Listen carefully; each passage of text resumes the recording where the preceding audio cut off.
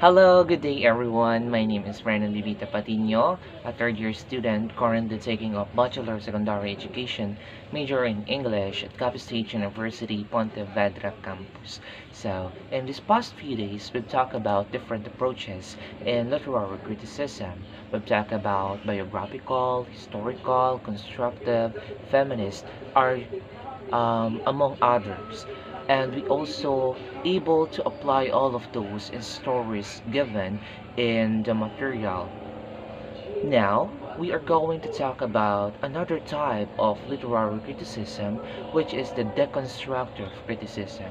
We are going to deconstruct a poem entitled That Be Not Proud, written by John Donne, by answering the four questions given in our material.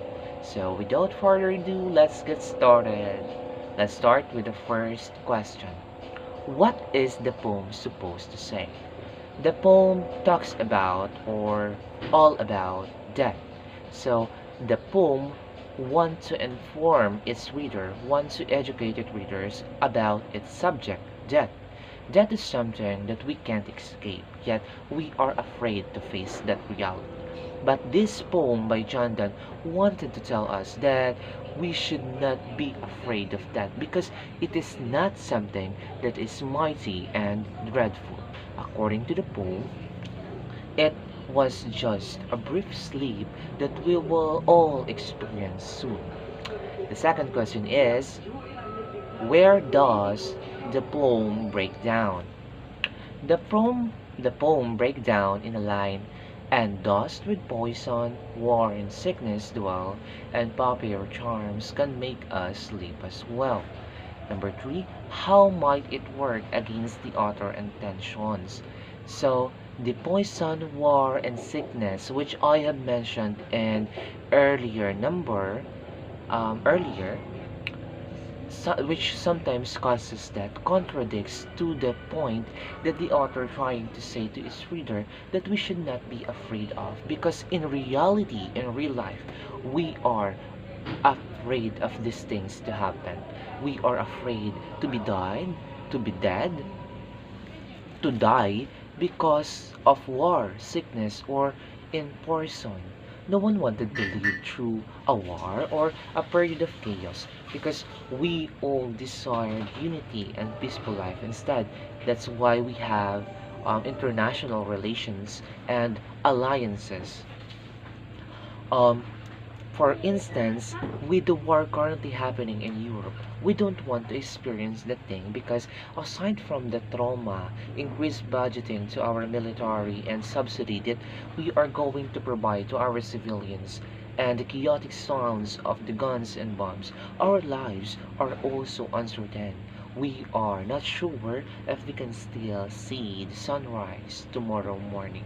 Further, we don't want to be sick or be ill because it limits the things that we are capable of doing when we are in a good condition.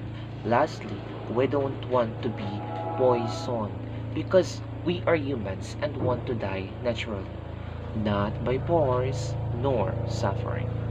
Next, the fourth statement is write down some specific places where the text falls apart. So the text falls apart in the line, one short sleep pass, we wake eternally. So in this matter, the text falls apart because it contradicts to what is author trying to say in reality. It talks about time. Time is gold, yes. That is the famous cliche and proverb we usually hear from other people, which entails the value of time, which when passed will pass forever. We can't undo what we've already done in life, and we can take back all the words we've said to someone. Similarly, once we die forever. Once we become dead, we can't be alive. There are no flashbacks and no opportunity to live the lives we've been living before. And contrary to the line of the poem that says that is just a short sleep, then we will wake up. Therefore, it's vital for us to live our lives to the fullest because we will only live once. We will only be given the strength once in our lives. Therefore, we should make the most of it. Because the greatest regret of a man is not knowing how far his strength really extends. So that is all for today's video on the deconstructive criticism on the poem That Be Not Proud by John Donne. I hope you have learned something, and I hope to see you again in our next video. Goodbye. Thank you.